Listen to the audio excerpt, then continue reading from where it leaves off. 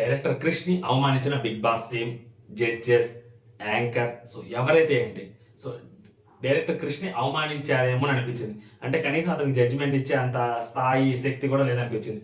ఇది గమ్యం, వేదం, కంచె ఇలాంటి డెప్త్ ఉన్న సినిమాలు తీసిన డైరెక్టర్కి కనీసం మర్యాద కూడా ఇవ్వాలన్న స్పృహ కూడా లేకుండా పోయింది బిగ్ బాస్ టీమ్కి, బిగ్ బాస్ మేనేజ్మెంట్కి.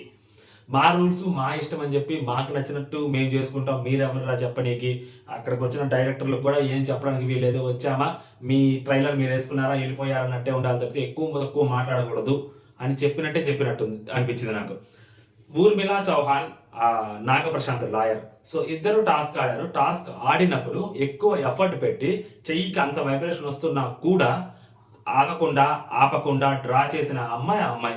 సో అమ్మాయి స్మైల్తో చేస్తుంది, అమ్మాయి బాధ వచ్చినప్పుడు బాధపడుతుంది, తర్వాత స్మైలింగ్తోనే చేస్తుంది.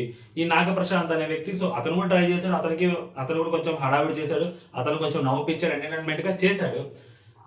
ఇద్దరు చేసిన తర్వాత ఇద్దరు ఎఫర్ట్స్లో ఎవరి ఎఫర్ట్ బాగా నచ్చింది అని అడిగితే, సో ఆ క్రిష్ గారు, సో ఆ అమ్మాయి ఎఫర్ట్ బాగా నచ్చింది, సో ఇతను కూడా హోల్డ్ చేశాడు, కానీ ఇతను కూడా పర్లేదు బాగా చేశాడు. బట్ ఆ అమ్మాయి హోల్డ్ చేస్తూ చెయ్యి పైకి లేపకుండా చాలా ఓపిక్గా తట్టుకుంటూ, ఆ షాక్ను తట్టుకుంటూ ఆ అమ్మాయి డ్రా చేసింది. సో ఆ అమ్మాయి ఎఫర్ట్స్ నాకు బాగా నచ్చాయని చెప్పిన తర్వాత కూడా అక్కడ కూర్చున్న ముగ్గురు జడ్జెస్ ఎవరికి కనపడకపోవటం అనేది ఆశ్చర్యం.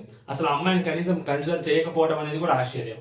అతనికి 2 టాస్కులు ఆడాడు, ఇంకొక టాస్క్ ఏదైతే రెండో టాస్క్ ఆడాడో, సో అది ఏదైతే తీసుకున్నాడో దాంట్లో ఏం లేదు అక్కడ.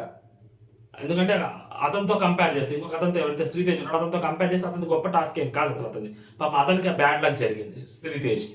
ఇంకా ఎక్కువ చెప్పాలంటే ఈ నాగప్రశాంత్ని తీసుకోవాలి అని చెప్పి డైరెక్టర్ గారు, ఎవరైతే బిగ్ బాస్ టీం ఉన్నారో లేదా బిగ్ బాస్ మేనేజ్మెంట్ ఉందో, సో ముందే ఫిక్స్ అయిపోయింది. ఎందుకంటే కేటగిరీస్లో తీసుకోవాలి కదా, లాయర్ కేటగిరీలో ఒకరు కావాలి కదా, నీకు డాక్టర్ కేటగిరీలో ఒకరు కావాలి, లాయర్ కేటగిరీలో ఒకరు కావాలి, సింగర్ కేటగిరీలో ఒకరు కావాలి, యాక్టర్లు అంటే వస్తారు అనుకోండి సెలబ్రిటీస్లో, సో ఇంకా నెక్స్ట్ డాన్సర్ కేటగిరీలో ఒకరు కావాలి, కొంచెం రిచ్నెస్ కేటగిరీలో ఇంకొకరు కావాలి, అలాగా కామన్స్ని సెలెక్ట్ చేస్తున్నారు. సో అందుకని చెప్పి మనల్ని సెలెక్ట్ చేశారు. మా అమ్మాయికి ఊర్మిలాగా అన్యాయం జరిగింది.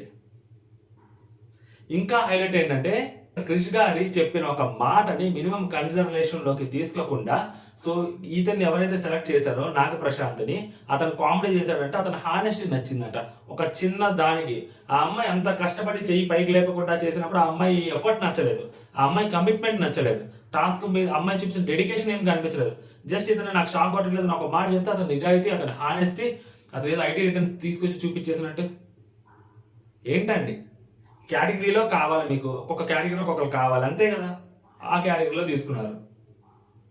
ఆ అమ్మాయికి అన్యాయం చేశారు ఊర్మిళ చౌహాన్కి. అండ్ మోర్ ఓవర్ క్రిష్ గారిని డిస్రెస్పెక్ట్ చేశారు. కనీసం ఆయన ఒపీనియన్ని మినిమం కన్సిడరేషన్లోకి తీసుకోకుండా ఒక గెస్ట్ని అవమానించారని నాకు అనిపిస్తుంది. స్క్రిప్టెడ్ అయినప్పుడు మా రూల్స్ మా ఇష్టం అయినప్పుడు పాపం ఎందుకు ఆయన అడగడం, శ్రీముఖి గారు ఎందుకు అడగడం అంటే ఆయన పాపం చెప్పాడు కదా, చెప్పిన దానికైనా కానీ కన్సిడరేషన్లోకి తీసుకోవాలి కదా కనీసం. లేదు, వచ్చిన గెస్టులకే దిక్కు లేదంటే ఇంకా మేమెంత మామూలు వాళ్ళు, ఇంకెవరైనా ఇంకా బయట పాపం కష్టపడి మాట్లాడేవాళ్ళు, వాగేవాళ్ళు వాళ్ళెంత అండి. లోపలికి వచ్చిన సెలబ్రిటీకి, జడ్జికే దిక్కు లేదు. అది సంగతి. సో నాకు అనిపించింది ఇదనమాట. సో మీకేమనిపించింది అనేది కూడా కామెంట్ చేయండి. ఊర్మిళ చౌహాన్ అనే అమ్మాయికి మేబీ సో తీసుకొని ఉండొచ్చు, కన్సిడర్ చేసి ఉండొచ్చు ఆ అమ్మాయిని అనిపించింది. అట్లీస్ట్ క్రిష్ గారి ఒపీనియన్ని రెస్పెక్ట్ చేసి ఉండొచ్చు అని అనిపించింది. అలా అవమానించడం అనేది నాకు నచ్చలేదు. వీళ్ళు ఇష్టం వచ్చి వీళ్ళు చేసుకున్నారు. సో అది నాకు అనిపించింది. జై హింద్.